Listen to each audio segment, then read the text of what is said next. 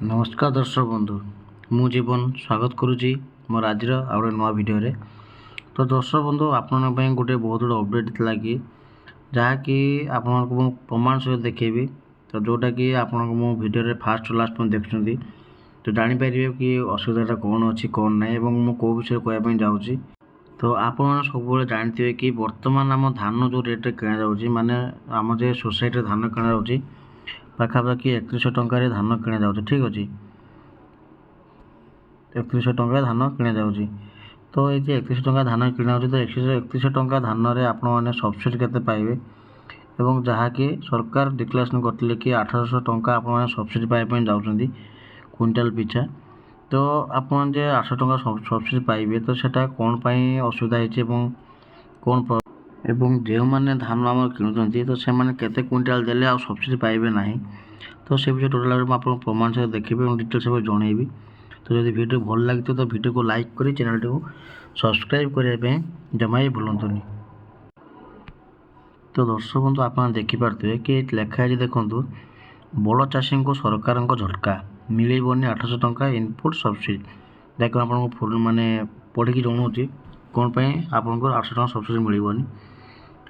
देखो लेखाई राज्य में धान किणाकु लगी अचल व्यवस्था मध्य चाषी दहगंज होता बेले से कटा घारे चून मारी राज्य जोगाण मंत्री कुसुमचंद्र पात्र। बड़ चाषी अर्थात 150 क्विंटाल अधिक धान बिक्री कर चाषी को क्विंटाल पिछा मिलुवा 800 टंका इनपुट सब्सिडी मिलना बोली जोगाण मंत्री घोषणा सारा राज्य में आलोड़न सृष्टि कर।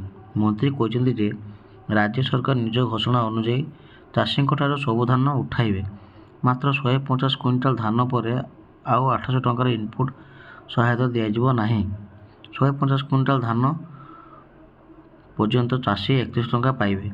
ठीक अच्छे आप भल भाव देखुए भिडियोटी यापर आउ जिते धान देवे सरकार ताकू 2329 टंकार किणवे अर्थात हाराहारी 7 एकर अधिक जमी धान चाष कर चाषी सीधा सड़क क्षतिग्रस्त हेबे। ठीक अच्छे मंत्री यही मंतव्य पर सारा राज्य चाषी असंतोष तीव्र पाई। राज्य सरकार चाषी को इनपुट सहायता घोषणा करने पर अनेक प्रशंसा मिलते प्रथम वर्ष धान किणा व्यापक अव्यवस्था सह कटनी छटनी परिमाण बढ़ीगला। क्विंटाल पिछा 12 ରୁ 15 किलो धान कटनी छटनी करने पर सरकार चाषी असंतोष बढ़ी। चलित वर्ष बर्तमान पर्यंत धान किणा स्वाभाविक हो पारना। पश्चिम ओडिशा रे 2 मास हेब सरकार भावे धान किणा प्रक्रिया आरंभ होते एते पर्यंत चाषी को टोकन मिल पारि ना। यह उपकूल पश्चिम दक्षिण ओडिशा सबुठ चाषी प्रतिक्रियाशील होती प्रशमित करने बदला चाषी नौटांगी कर दलालगिरी कर उप मुख्यमंत्री आक्षेप कर समय जोगाण मंत्री 150 क्विंटाल अधिक धान बिक्री उपर चाषी को इनपुट सब्सिडी मिलना। ठीक अच्छे तो आप देखिपे कि 150 क्विंटाल पर अवशिष्ट धान मैंने बिकिले आपण मैंने 2929 टंका क्षतिग्रस्त हे 7 एकर अधिक चाषी।